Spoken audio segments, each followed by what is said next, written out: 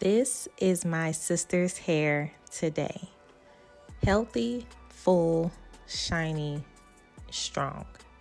And if you're wondering how we achieved these results, it didn't start with color, y'all. It started with maintenance. A few years ago, my sister relocated to Virginia. And like many women, she suddenly found herself without a trusted hairstylist. And if you've ever had a great hairstylist, then you know replacing them isn't as simple as booking an appointment with someone new.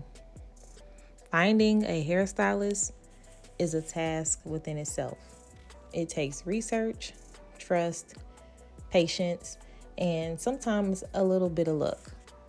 So instead of jumping from salon to salon, she did what many women do when life gets busy.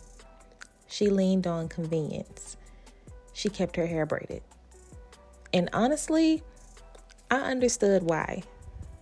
Braids gave her flexibility. They gave her protection. They allowed her to manage her hair while adjusting to a new city and a new season of life.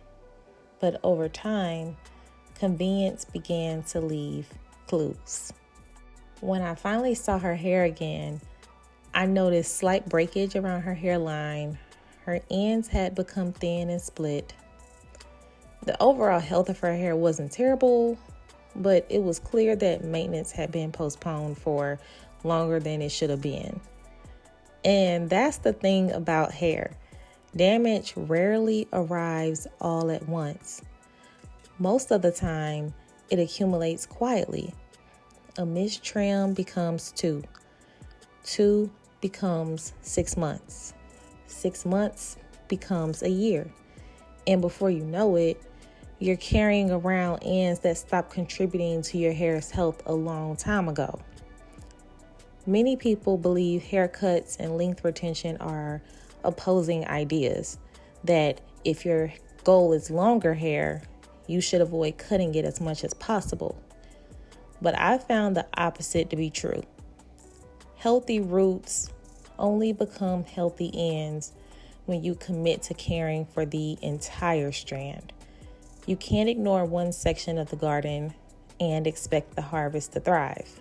So in today's video, I'm going to show you exactly what I saw, the hair cutting strategy I used, why this cut was necessary, how it supports our color service, and why maintenance appointments are often the missing piece for women who feel like their hair simply won't grow. Let's get into it.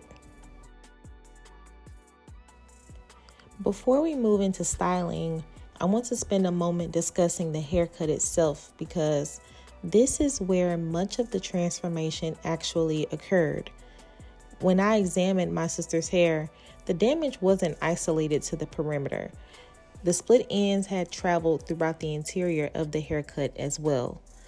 This is important because many people assume damage only exists where they can visibly see it. In reality, compromised hair can be hiding throughout the shape. I mean, you never know where it could be lurking. So you have to pay careful attention to every detail. Knowing this also influenced my approach to the color. There were areas where I wasn't concerned about preserving every last inch because I already knew those ends would be removed. And there is no benefit in becoming emotionally attached to hair that is no longer serving the integrity of the haircut. But as I cut, I'm allowing her hair to fall naturally. I'm not forcing it into a shape that it doesn't want to be. Instead, I'm observing how it lives, how it moves, and how it settles. Certain areas require slight graduation to create strength and density, and other areas required layering to remove damaged sections and restore movement. And just to run this back, if you are cutting at 90 degrees or lower, you're building weight. If you're cutting at 90 degrees or above, you're adding layers. You're removing weight. So this is important to use those technical cosmetology school terms to help create these type of haircuts. It's all about the basics. Every decision was intentional and based on what the hair was communicating rather than a predetermined formula. One of the greatest misconceptions in our industry is treating hair color and hair cutting as separate services, when in reality, they are partners. To me, cut and color are much like a dance. The waltz, the tango, neither one is designed to perform alone. Color creates dimension, contrast, brightness, depth, and visual interest. But the haircut determines how those elements are displayed. Think about it. A beautifully placed highlight can completely disappear inside a poor shape. Meanwhile, an exceptional haircut can make color appear more expensive, more intentional, and more impactful than it actually is. The haircut creates the architecture. The color becomes the artwork displayed within it. When the two are working together, the result feels effortless. The color flows with precision because the shape gives it direction. Light reflects where it should. Movement appears where it should. The eye naturally travels throughout the haircut exactly as intended. This is why I rarely think about color without simultaneously considering the haircut. They're having a conversation with one another from the very beginning of the service. Now, can you have one without the other? Of course. But it's much like listening to only half of a symphony or baking half a cake. Something is missing. The most beautiful transformations happen when haircutting and color work in harmony, when structure and artistry meet in the same place. And as you'll see in just a moment, once the hair is styled, that relationship becomes even more apparent.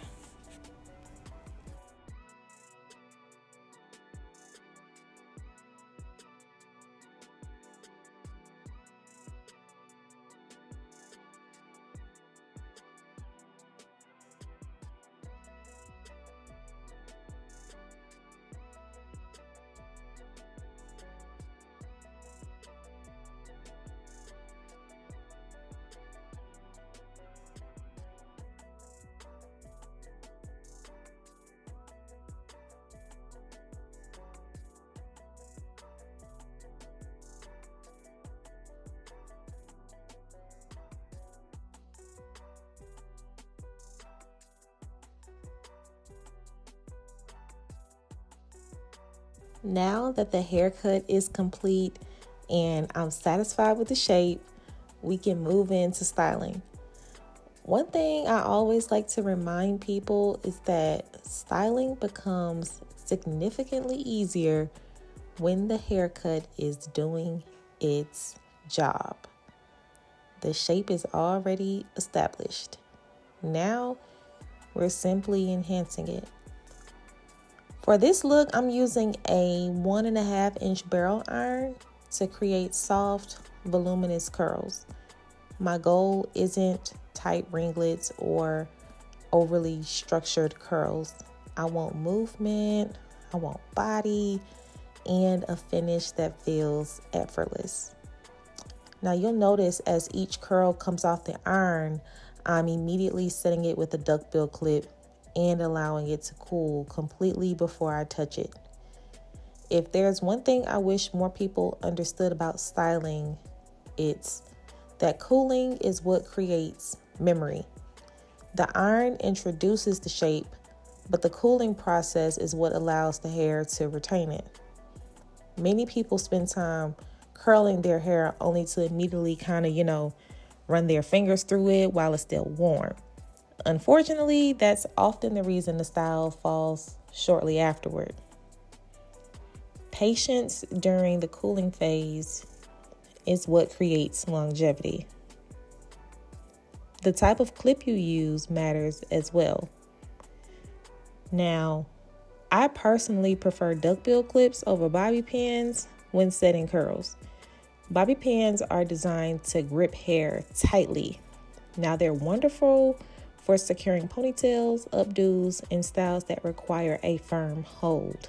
But when it comes to preserving a freshly formed curl, that extra tension can sometimes work against you. Duckbill clips allow me to reposition the hair easily while maintaining the integrity of the curl pattern. They glide through the hair without snagging, creasing, or disrupting the shape I've just created. As I'm setting the curls, you'll notice that I'm not placing every section the same way. Some curls are being set off base, while others are being set on base. This is intentional. Hairstyling is really the art of controlling volume. An off-base curl creates less lift at the scalp and allows the volume to live lower within the hairstyle. An on-base curl creates more elevation and fullness closer to the root area. By alternating between the two, I can strategically decide where I want the hair to expand and where I want it to remain more controlled. Volume should never be accidental. It should be designed. Every curl is contributing to the final silhouette, and by varying my placement throughout the head, I'm able to create a shape that feels balanced, flattering, and customized specifically for her. Once these curls have cooled completely, we'll take them down, refine the shape, and you'll finally get to see how the haircut, color, and styling all come together.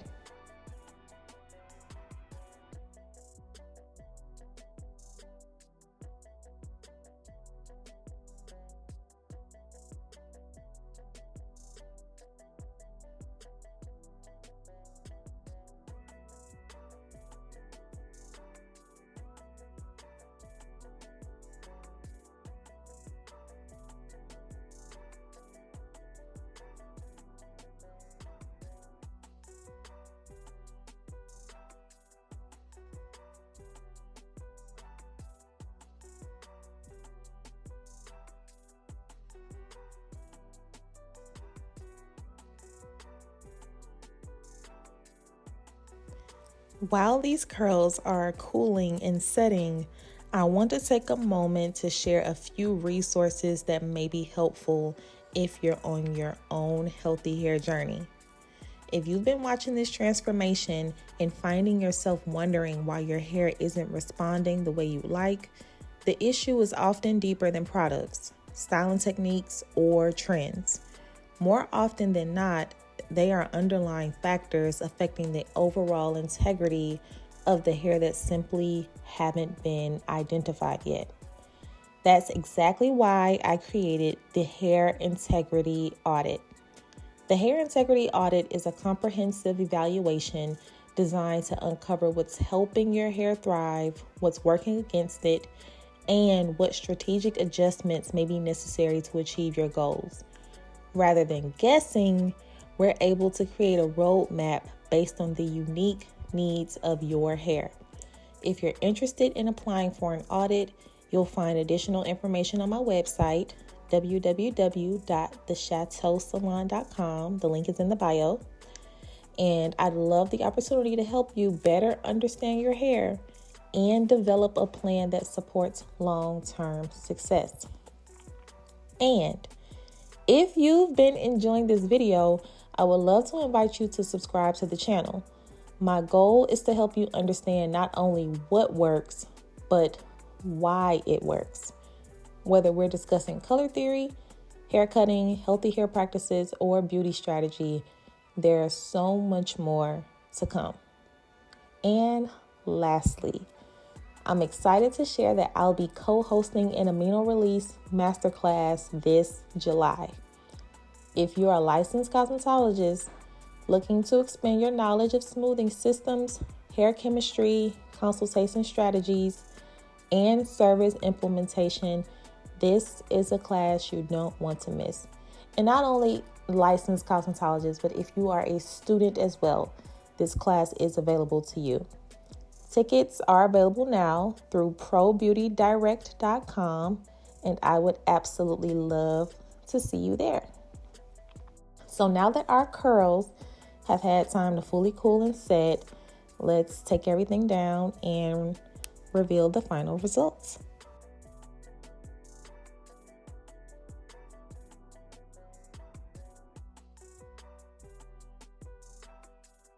We're now at the final stage of the service, and let me circle back to the plastic cap because that is one of those special finishing techniques that sometimes go unnoticed, but it makes a tremendous difference in the final result.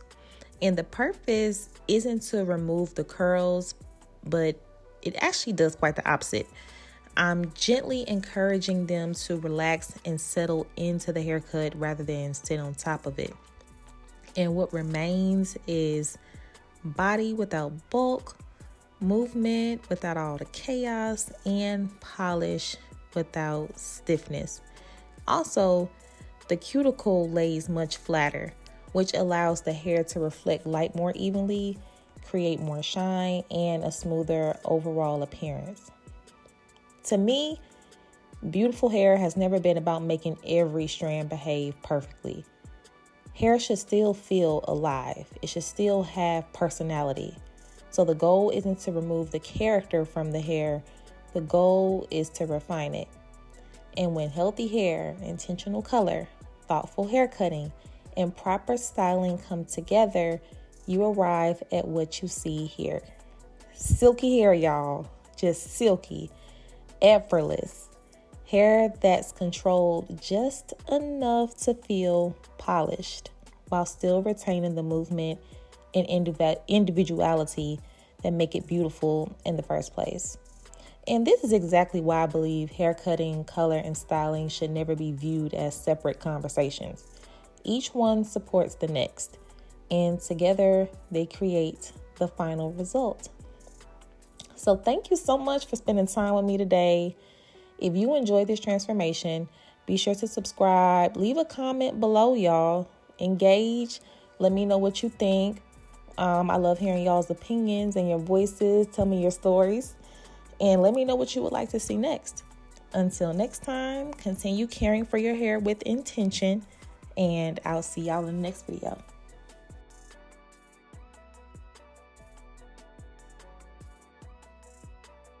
Say hi or bye. Cute. This is so cute.